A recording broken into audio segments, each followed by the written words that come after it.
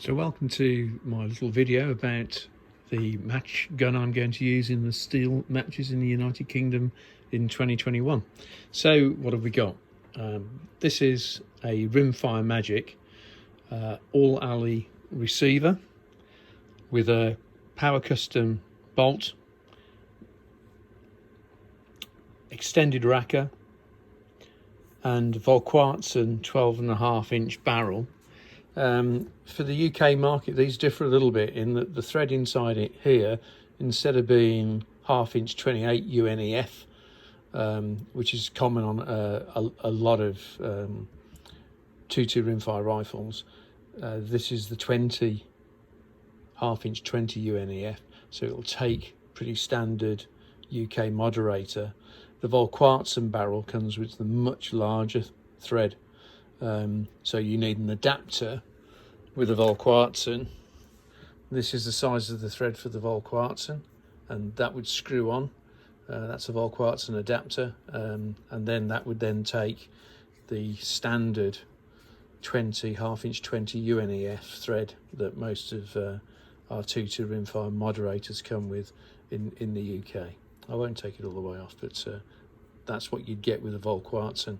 No need for that with this. This is a Rimfire Magic built compensator here in the United Kingdom. The receiver is an all Eley receiver, as I've mentioned, again machined in the United Kingdom. Getting bits in from the US is actually quite difficult.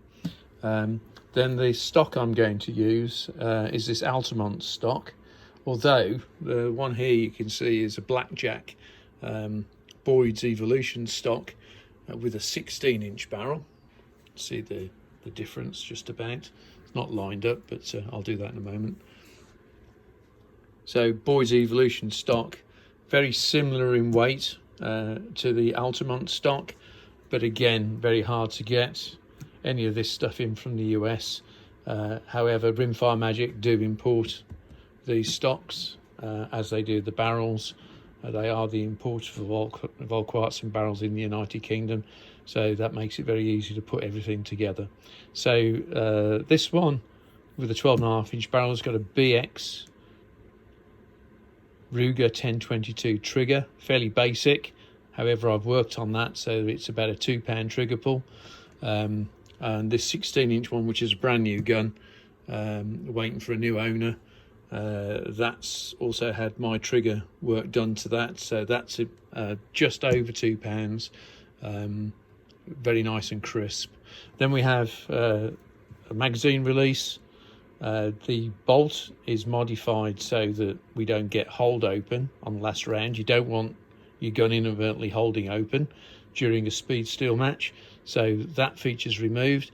And the other feature that we have within the mechanism is auto bolt release. So if you do want to latch the bolt back, which you can, just touching the racking lever will send the bolt forward and chamber the next round.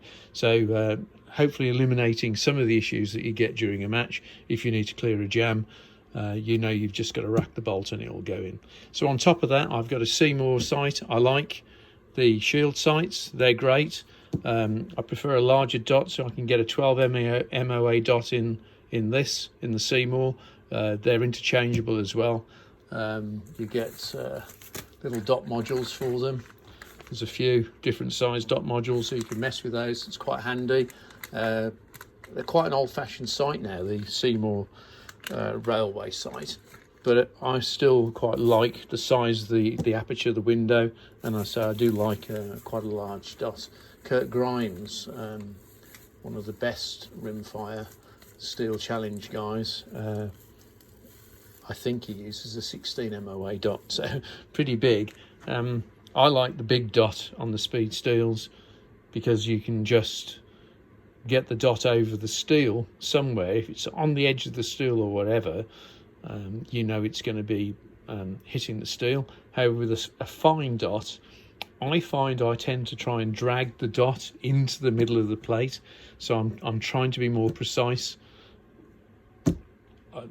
It suits other people in different ways. It's just the way I am. So really nice rifle. So I'll be shooting the 6 speed steel matches up at Eley this year using this particular gun. 12-inch, 12.5-inch barrel, and then there's the 16-inch barrel. I actually quite like the 16-inch barrel. I don't find I over swing with it at all. So at some point during the year, I may change over to the 16-inch barrel as I experiment a little bit more. Fairly new to me, but speeds on the plates are coming down a little bit.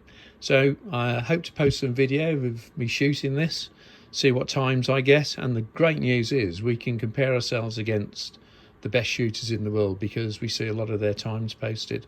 I don't think for a minute for the 8 layouts we're going to get down to the 56 seconds that somebody's recently posted for the 4 runs and each of those stages. There is one stage where you have 3 runs, but still 56 seconds is just an incredible consistent speed across these plates. Some of the plates go out to 32 yards, so not close, but they are quite big at that distance. Some of the plates are very close, so it's a good mix of discipline of transitioning between targets, acquiring the first target very quickly and then ripping through them. So I'll post a video on a bit of practice at some point, but this is the gun I'm going to be using.